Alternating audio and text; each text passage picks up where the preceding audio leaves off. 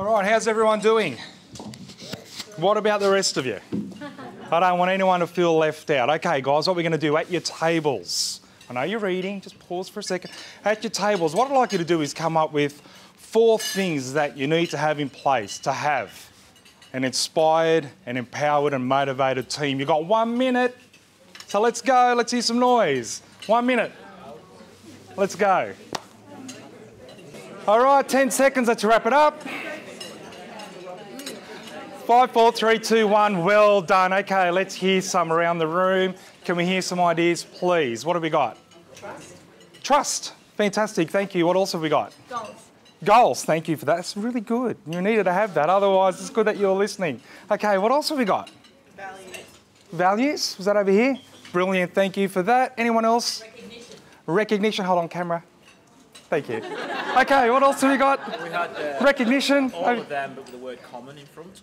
Common goals, yes. Common values. Yes. Oh, that's really good. Okay, is it okay if I give you some, I can't use a microphone. I'm Southern Italian, I've got to use my hands. Okay, so can you hear me at the back? Excellent. Right, is it okay if I give examples as I do the talk of businesses that we've worked with over 17 years and what so when we make it real, it makes it more relevant. Business that we're working with across the road here in this industrial estate. Real life business, multi-generational business. About September last year, we were having a talk with them, and these are the words that they used, okay? So no judgment. These are the words that they used. They were talking about the dickheads on the workshop floor, okay? We can't get these dickheads, and this dickhead's been working here for 15 years, and this dickhead should know better, and okay, you get the gist. So Julian and I were in their boardroom and went, okay, hold on a minute. Before we deal with the dickheads out there, is it okay if we deal with the dickheads in here? No, I don't think they were used to being spoken to like that, but they needed to hear the point. They said, what do you mean, Andrew? I said, well, hold on a minute. Who's the dickheads that hired them? Who are the dickheads who inducted them? Who are the dickheads who are responsible for their training? And who are the dickheads who are responsible for their day-to-day management of them? So we can't control what's going out there. How about we focus on what's going in here? Is that okay? Because getting the team that we deserve, Liz mentioned about the Oz principle, above and below the line. Connor, Smith and Hickman wrote this book, Above and Below the Line. You get the team that you deserve. I said to them, congratulations, you're responsible for the team that you have. If you like what you're seeing, well done. Congratulations. If you don't like what you're seeing, well done. Congratulations, because you can do something about it. You own it. On Monday, Julian and I were working with a bookkeeping client of ours who are based in Newcastle. And all the team were talking about 10, 11-year employees talking to us about how wonderful it is there, how much they love it there. A new employee who's only been there for 8 months describing, this is the best place I've ever worked. I've come from a chartered accounting firm in Newcastle. This is so good. And we spoke to her afterwards and she said, I'm so lucky. I said, no, you're not. You get the people you deserve. Congratulations. So, the #1 impact in your business, okay? The #1 impact is... No, not me, you. The #1 impact in your business is me. Liz mentioned earlier about goals. I first heard this from Zig Ziglar back in the day. Be, do, have, a great book, The 1 Minute Millionaire. Be times do equals have. Liz has just spoken about what do you want to have in your business and in your life. Yeah? Okay, so when we sit down and we start working with business owners about what do you want to have in your life, it usually involves money, and it usually involves time, and it usually involves the combination of the two, that we can have the time to do what we want to do, and we need the money to be able to do that. That kind of makes sense, doesn't it, right? So to do that, you can't get there, whatever there looks like, without having a great team. If we want to be able to spend 2-3 months away from the business to travel, not that you can much at the moment, but to do the things that you enjoy doing, you've got to have amazing people at work. Is that okay? I'm not telling you anything that you don't know. So when we're talking about goals, it's not just financial. a recruitment business, and I want to raise these guys. They just put on social media their 5-year anniversary in business in Newcastle. They engaged us about 4.5 years ago. Straight out, brand new. When we first met them, there were 4 of them. 2 owners, 2 support people. Now they've got a team between 15 and 20. Now, when we sat down and we looked at what is it that you want to have, we want to be off our desks. We want to have X number of recruiters, support people, admin people, and we want to have a general manager in the business who's running things, because that way we don't need to be there. That was their 7-year goal. Crystal was hired in August last year as the general manager, okay? Less than 5 years. So when you're clear about what the have is, who are you hiring in your business? Anyone? If our goals, as Liz said, if our goals are mediocre or not clear, we're going to do mediocre. If our goals are big and this is what we want to have, we're going to do better. But this is the key. It all starts with, don't say me, don't say you. Everyone say me? Me. Thank you. It all starts with me. Now we can do what's required to have that team. So, let me ask you this question. Who wants to have an inspired, motivated team? No one? No, really? Let me ask the question again. Who wants to have an inspired, motivated team? Yes. Right, so what's so inspiring and motivating about you? Why would I work for you? It's a pretty fair question. When the owners, the CEOs, the leaders and managers are walking in going, it's Monday. This job would be so good if it wasn't for clients. Those dickheads on the workshop floor, you get the gist. Who are you going to attract? We okay with this part? Let's move on. The good news about it is Stephen Covey wrote in 7 Habits, the circles of control and what we can control. Who can I control? Right, can I control my children? Can I control my employees? Anyone? This is a participation thing if you haven't worked it out yet. Who would like their employees to participate and step up more in the office? Where did they learn that behaviour from? Participation, right, okay. So I can't control my children. I can't control my employees. Can I control my spouse? It's that one, righto. So the only thing that I can control is me. The best that I can do outside of me is what? And this big, massive circle here, no control, no influence, that's the stuff that keeps us up at 2 o'clock in the morning. And we've got no control or no influence of it. Crazy, huh? Right, so let's talk about how we can influence our direct reports and employees a little bit better. Let's go. Oh, now Liz spoke about our vision, our values, and our mission. We're going to call it our MVV, right? We hire for skills. We fire for behaviour. We've got a great recruiter in the back here, Craig. Okay, you would see this a lot in your industry. Okay, we hire for skills, we fire for behaviour. Who's got a culture statement but you just don't use it? What's it for? Okay, every business that we work with has a culture statement. It's discussed in every team meeting. It's discussed in every toolbox talk. People are held accountable to it. What do I need here? Okay, what I need a volunteer, but I don't need anyone. I need someone who's brilliant. I need someone who's incredibly good looking and extremely talented. Rob, can you please hand that to the person behind you? Thanks very much. Thank you, up you get. No, up you get, come on, up you get. There you go. Thanks, Rob. I had to, you know, like...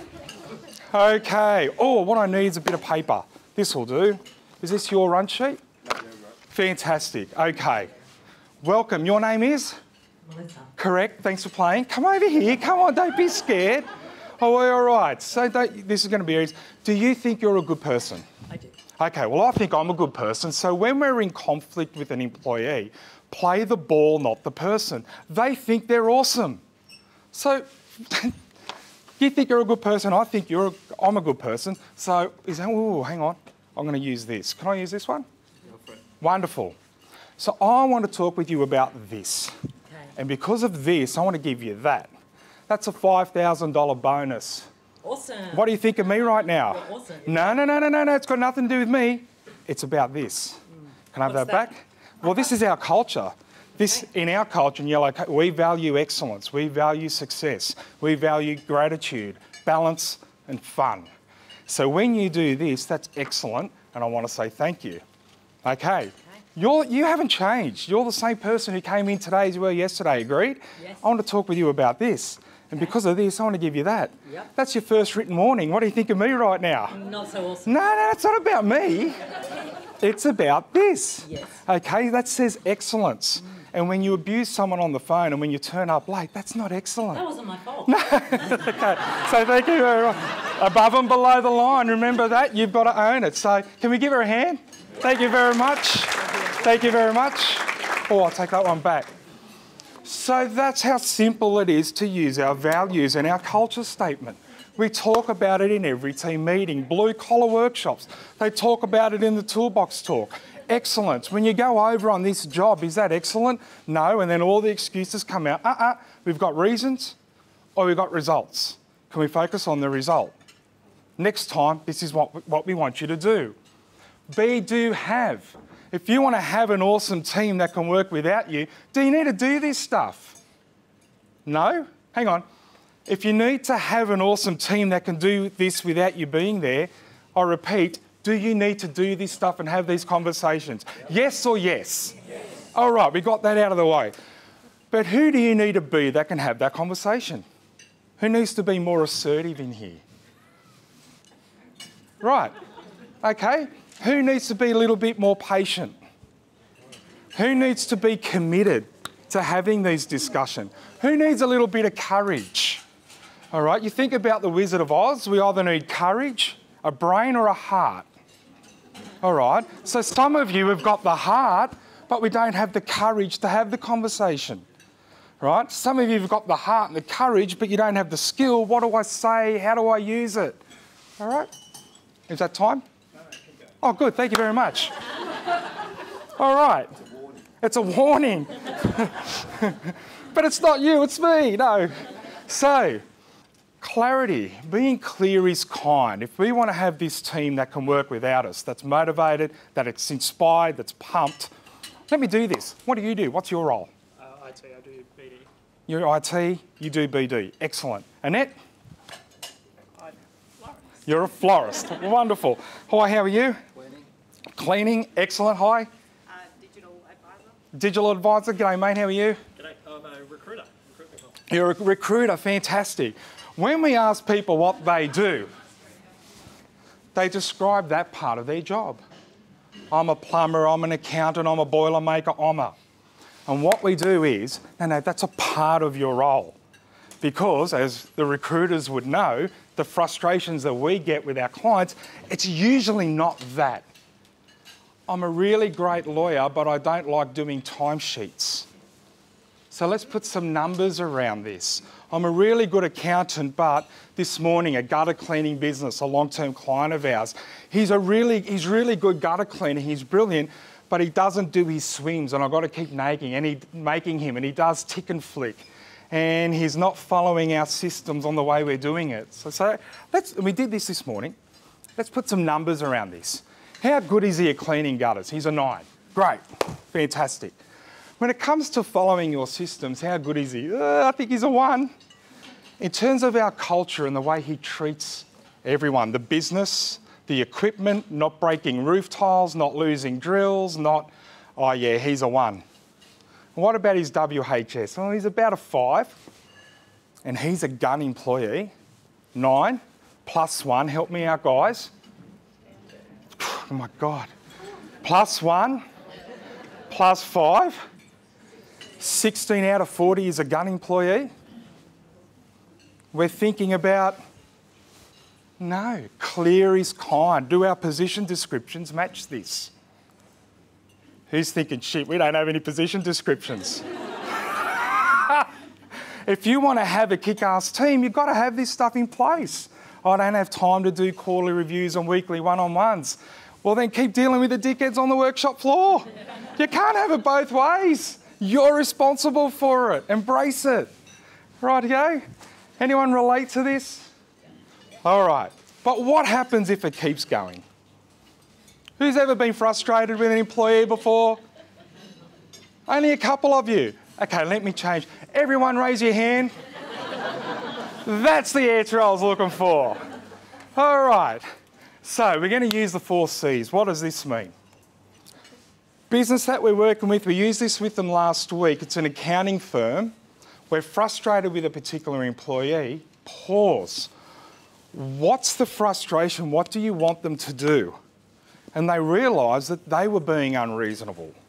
They were frustrated, but you've got different people in the accounting firm giving this employee different directions and instructions on how to do something. So, number 1, are we clear about what we want? Because frustration, what does that actually mean? We have an expectation that's not being met. So 1, let's get clear on what the expectation is. Okay, so your name is? Cheryl. Chanel? Chanel, close. Chanel, it should be Cheryl, but we'll go with Chanel. Okay, fine. So, Chanel, I'm frustrated with you because of something. Let's just say that you keep turning up half an hour late. Right, so, first thing, before I even say anything to you, what's my expectation here? My expectation is I've told you that we start at 8:30 and really you're getting in, I won't say half an hour late, but you're getting in at 8:29, 8:30 and I'm starting to get frustrated. What's going on for me?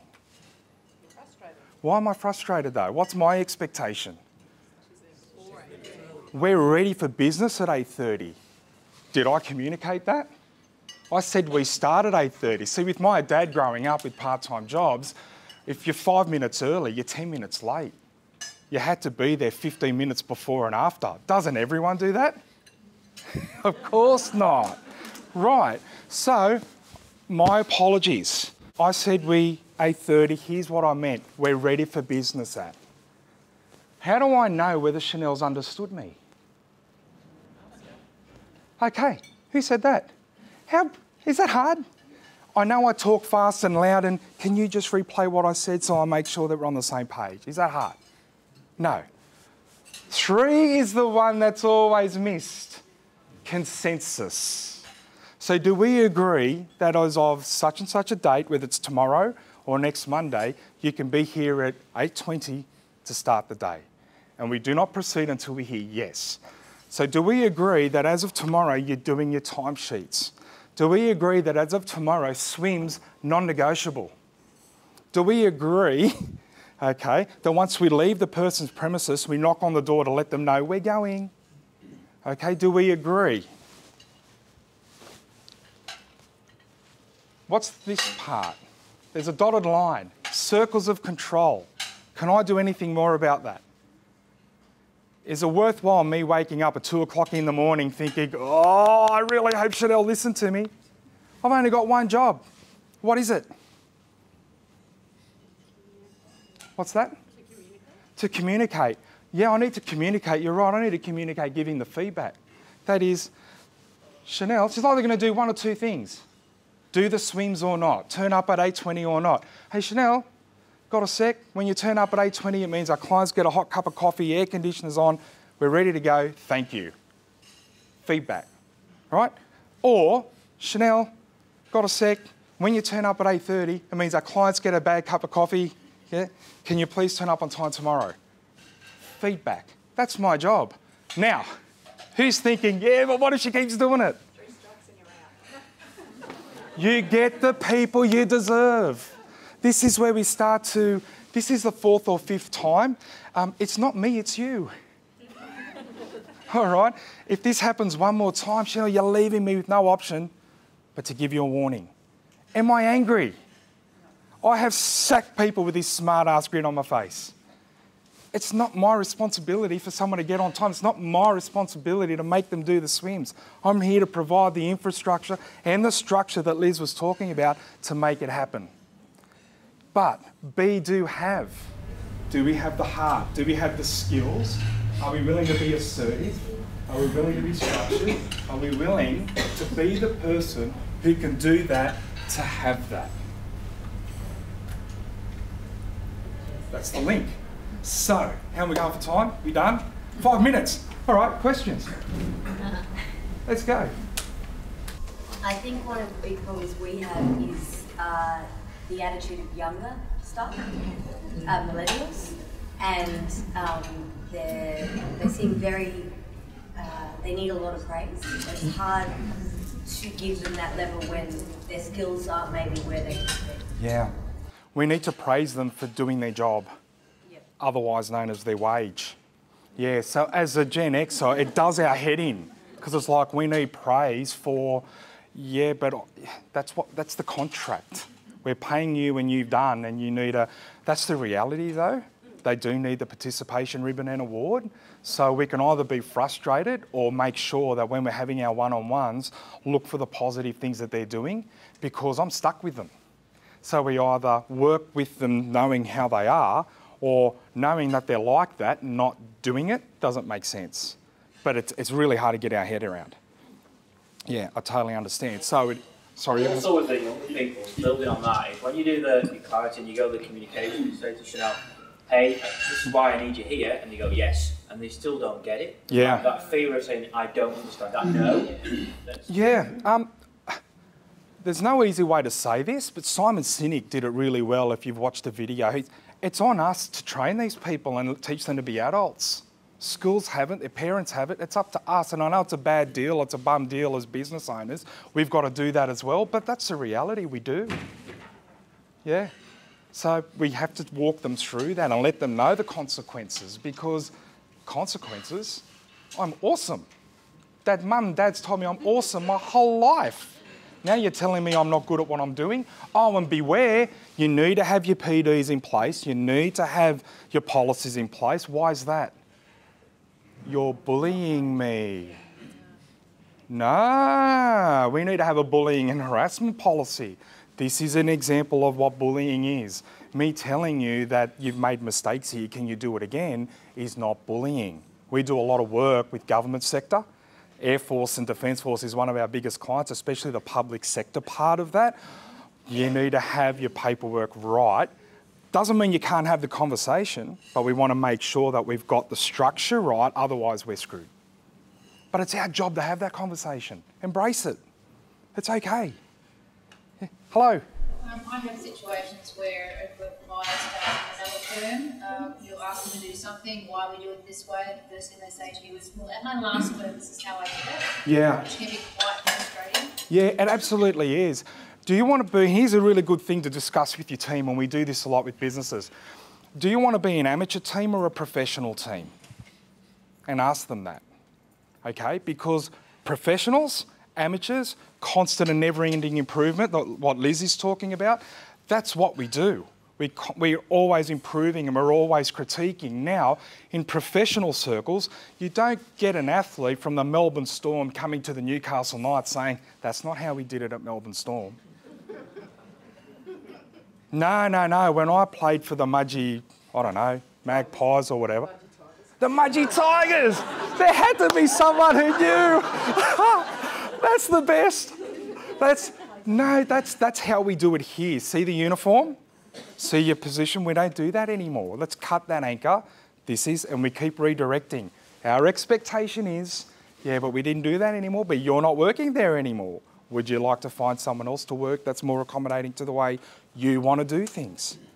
Because the way we do it here is, so you need to be armed to what tools have I got to be able to have these conversations?